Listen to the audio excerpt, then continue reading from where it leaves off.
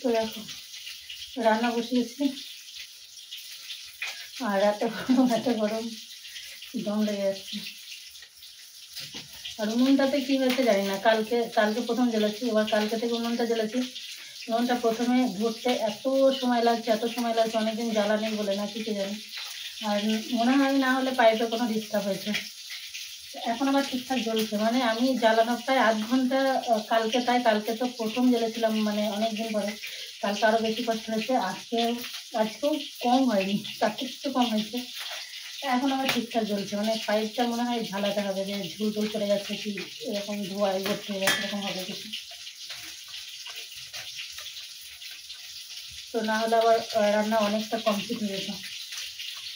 আর এই হলো সমস্যা, সকালে মানে এই গরমে সকাল সকাল রান্না না করলে চরম কষ্ট।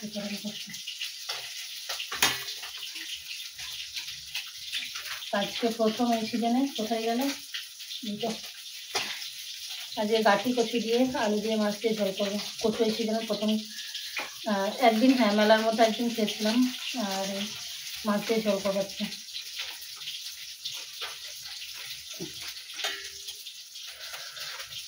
এখন এই রান্নাঘরে হাত পাকাটাই সম্বল আর কি।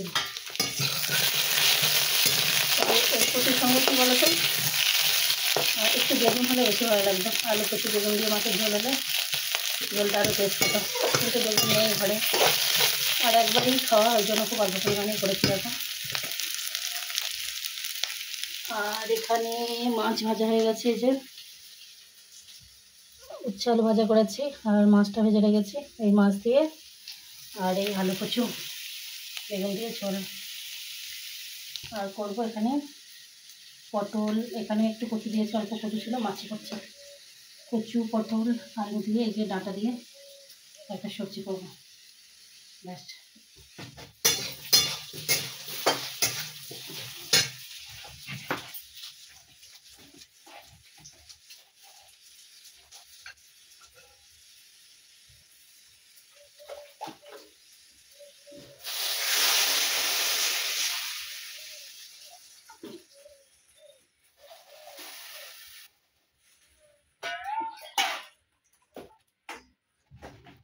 এই গরমে ভিডিও তো কিছুই করতে পারছি না, না ক্যামেরা অন করতে ইচ্ছা করছে, না কিছু, কোনো কিছুই শেয়ার করতে পারছি না, এত গরম।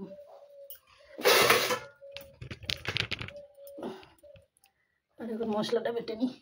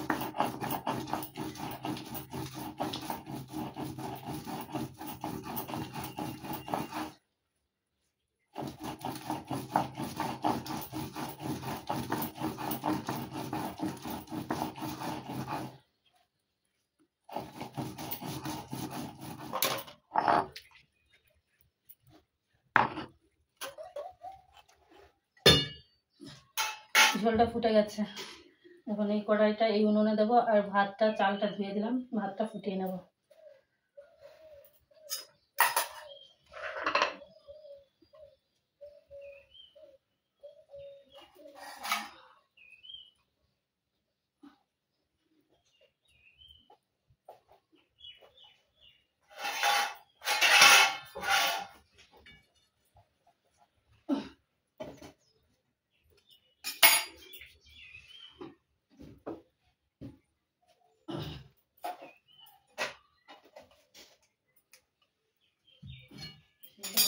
ঢাকা দেবো,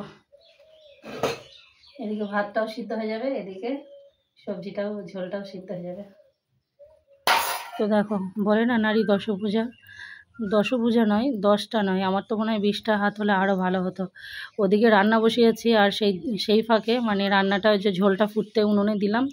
তো যেহেতু ঢাকা দিয়ে আসলাম, সেই ফাঁকে ভাবলাম বসে থেকে লাভ নেই, ঘর দুয়ারগুলো ঝাড়ু দিয়ে একদম পরিষ্কার করে নিই। তো ফটাফট দেখো ঘর দুয়ারগুলো একদম ঝাড়ু দিয়ে আর ঘর দুয়ারগুলো মুছেও নেব। ওই জন্যই তো বলছি, মানে মেয়েদের কি শুধুমাত্র 10টা নয়, আরও যদি 2-4টে হাত বেশি দিত তাহলে হয়তো খুব সুবিধা হতো সংসারে কাজকর্ম করতে। কারণ কত কাজই না সকাল থেকে করতে হয়, তার কোনো ঠিক ঠিকানা নেই। হয়তো পুরুষ মানুষ সংসারে রোজগারটা বেশি করে, তাদের রোজগারেই সংসার চলে, কিন্তু কি বাড়ির এই যে খুঁটিনাটি এত কাজ, এগুলো আমার মনে হয় পুরুষ মানুষের দ্বারাই সম্ভব নয়, তাই না? তো যাই হোক, ওদিকে আমার রান্না হতে হতে আমার এদিকে ফটাফট ঘর দুয়ার ঝাড় দিয়ে পরিষ্কার করে একদম ঘর দুয়ার আমি মুছে নেব। এদিকে কাজও শেষ, ওদিকে আমার রান্নাও শেষ। তবে গ্যাসে করলে একটা সুবিধা হয়, গ্যাসে করলে আরও ভালো করে কাজগুলো তাড়াতাড়ি করা যায়, কিন্তু যেহেতু উনুনে না, তবু যেহেতু ঝোলটা ফুটতে দিলাম, সেই ফাঁকে কাজগুলো সেরে নিতে পারছি।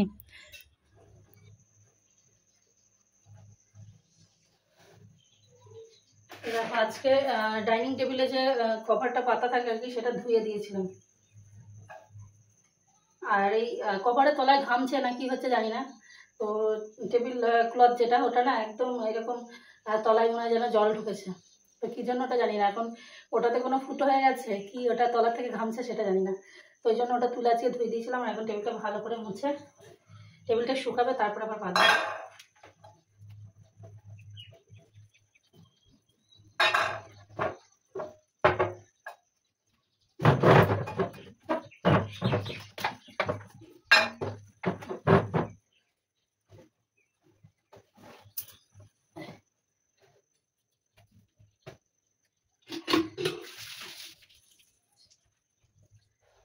ভাতটা ঝোলটা ফুটতে ফুটতে আমি অনেকটা কাজ আগিয়ে ফেললাম।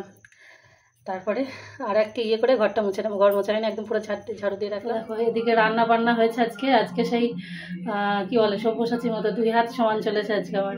তো এদিকে রান্না বান্না হয়েছে, আর ওদিকে বাকি যা কাজ ছিল অনেকগুলো কাজ সেরেছি। পুরো ঘর দুয়ার ঝাড়ু দিয়েছি, ডাইনিং টেবিলটা মুছলাম, সব কিছুই তো তোমাদের সঙ্গে শেয়ার করলাম। শুধুমাত্র শেয়ার করা হয়নি ঘরটা মোছা, তার মধ্যে ঘর মুছেছি, তার মধ্যে আবার অদ্রিজার ড্রেসগুলো ভিজিয়ে রেখেছিলাম। তো শেষে আমি চচ্চড়ি সবজিটা, তখন তোমাদের দাদাভাই বাড়ি চলে এসেছিলো, তো চচ্চড়ি সবজিটা সমস্ত কিছু দিয়ে ভাজা টাজা করে একদম মশলা টশলা দিয়ে, যেরকম হয় কি মানে শুধুমাত্র নামানোর প্রসেসটা, পুরো উনুনে বসিয়ে গেছিলাম। ওকে বললাম যে নাড়াচাড়া দিয়ে হয়ে গেলে নামিয়ে রাখবে। তো সেই ফাঁকে আমি স্নানটাও সেরে চলে এসেছি, আর সেই ফাঁকে ওদের খাওয়া হয়ে গেছে। অদ্রিজা ভাতটা আমিই দিয়ে গেছিলাম, আর ওকে বললাম যে তুমি খেয়ে নাও। ও বলছিল যে না একসঙ্গে খাবো। আমি যে দেরি হবে, তার থেকে খেতেই বসো। তো এখনও খাচ্ছে, খেতে বসেছে মাত্র, আর আমি এখন খাবো। তো চলো কী কী রান্না করলাম সেটুকু একটু ব্যাক ক্যামেরায় তোমাদের সঙ্গে শেয়ার করছি। না ওরা তো খাওয়া হয়ে গেছে, তো এটাকে উচ্ছে আলু ভাজা যতটুকু আছে, আর এখানে আলু কচু দিয়ে মাছের ঝোল করেছি, আর এই যে একটা চচ্চড়ি সবজি হয়েছে আলু পটল ডাঁটা দিয়ে, ততটুকুই রান্না হয়েছে।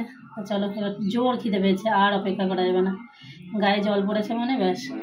তো দেখো সবার খাওয়া দাওয়া শেষ, আর আমি এখন একা টিভি দেখতে দেখতে খাচ্ছি। আমরা বেশিরভাগ কি সবাই একসঙ্গেই খাই, কিন্তু আজকে অনেক কাজ সারতে গেলাম রান্না করতে করতে, তোদেরকে বললাম খেয়ে নিতে। তুমি জানিয়ে নিলে নটা বলবো না, ওর ছেলে খুব শরীর খারাপ, ও বাড়িতে গেছে। আমাকে জিজ্ঞেস না করেই চলে গেল। আমি ওকে যেতে বলেছি, তুমি বলার কে?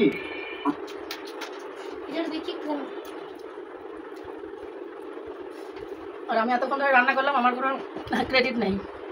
লাস্ট চচ্চড়ি সবজিটা বললাম না, যখন নামাতে বলেছি, আর সত্যি ভালো হয়েছে, সব রান্নাগুলোই ভালো হয়েছে, চচ্চড়িটাও খুব ভালো হয়েছে। তো বলছে আমি হাত দিলাম, সেই জন্য টেস্ট দ্বিগুণ বেড়ে গেল। আর আমি যে এতক্ষণ গরমে ঘেমে এই খাবো কলে পরে